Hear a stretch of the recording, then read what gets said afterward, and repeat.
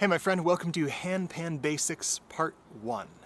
In this video I'm going to be showing you on the Ravpan some of the initial techniques to get started with your instrument. We're going to talk about the strikes and the differences between eliciting the octave and the fifth on a handpan versus on a tongue drum. Although they share a similar shape, the approach is different between the two. The handpan, in a way, is easier to elicit a sound from. However, it takes a different type of touch and a different type of dynamics in order to elicit the best quality sound from it. So I'm going to show you a couple tips I have for beginning to work with your instrument, and also talk a little bit about how to understand and get to know whatever scale you may have. For this video I'm going to be using an Pygmy Ravpan, but this is applicable on all instruments. Let's take a look. All right, my friends, so in observing the top of this instrument, you'll notice that there are tone fields with these little indents in them. The center note is called the ding. These side notes are called tone fields. And the approach for this instrument is not one of slamming like a drum. It's more of tapping and releasing, like you're touching something that's really warm. So if you're picking up a hot plate, you don't want to leave your finger on that plate or you'll get burnt. A similar technique applies to playing the handpan. When we're playing this instrument, a lot of times we're focusing on the center note as kind of our root note to anchor the rest of our playing, and then the other notes are filled in around that.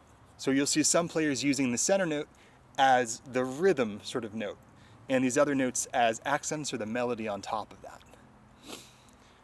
When you're approaching the center note, for instruments that have an apex, so an outward ding, versus an impex, which is the inner one that things like a Pantheon steel halo has, one of the best techniques for eliciting a clear sound is using the bony part of your thumb in a flick of your wrist. So when you're striking it, you're letting your wrist go down and bounce up.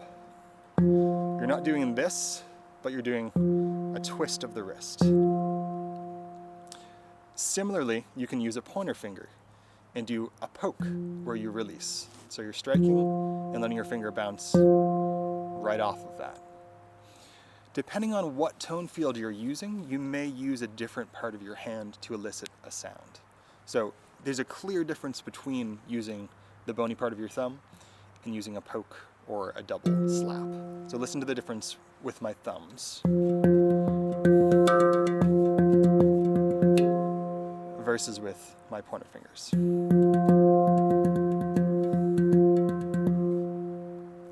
Depending on the sound you're hoping to coax from the instrument, you may choose a different finger.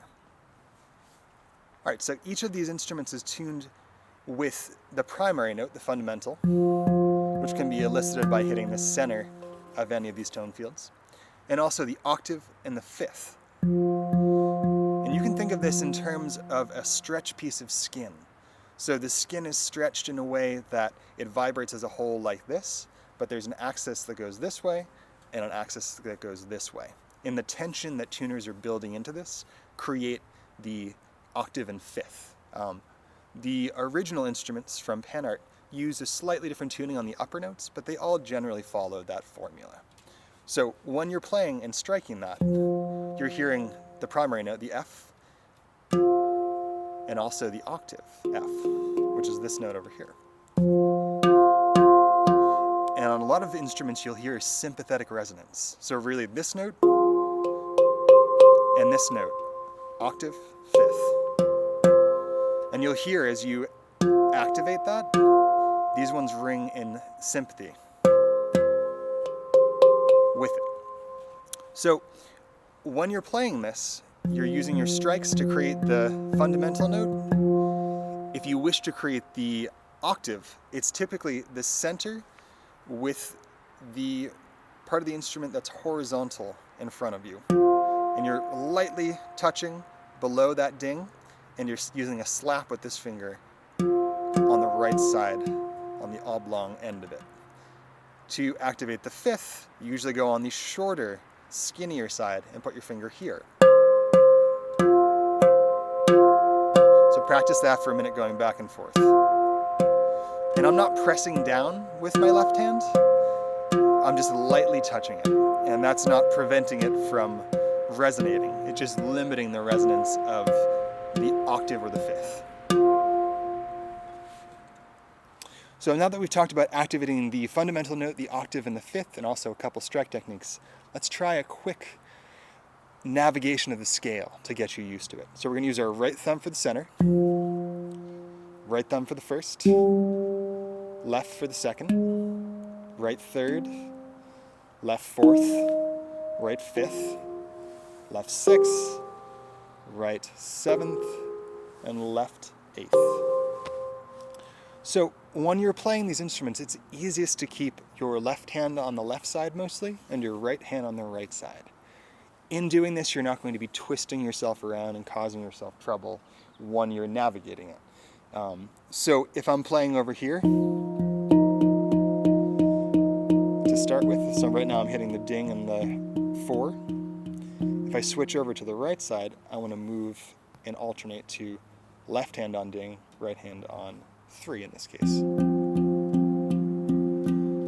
So a really simple exercise you can start with is to start maybe on 7.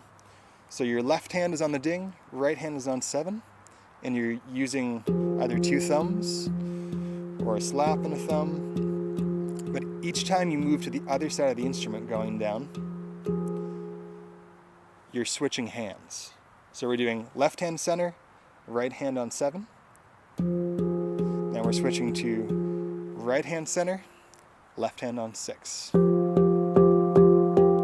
And switching again, left hand center, right hand on 5. Getting used to this movement will allow you to flow a little bit better. So if you want, you could practice going left to right all the way up and down the scale. So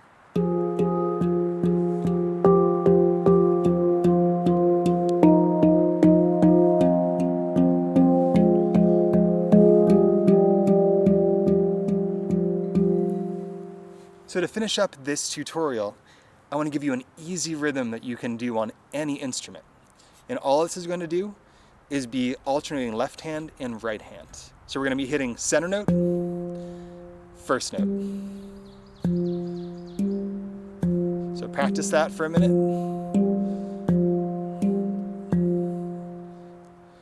We're going to go back and forth. We're going to do that 8 times, and then we're going to swap to center note and second note. So it's going to sound like this. 1, 2, 3, 4, 5, 6, 7, 8. 1, 2, 3, 4, 5, 6, 7, 8. 1, 2, 3, 4, 5, 6, 7, 8.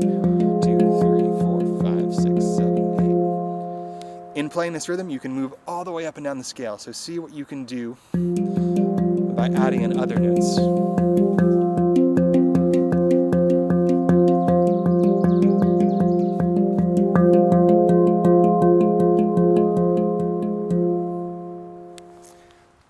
Alright my friends, I hope this gets you started with your new instrument. Handpans are sort of a lifelong journey of discovery, and in approaching them both as a harmonic instrument and melodic instrument, and also as a drum, you have a lot of varieties of playing. So my recommendation is to listen to lots of music and try different styles out. Stay well friends, and I look forward to talking to you in part 2.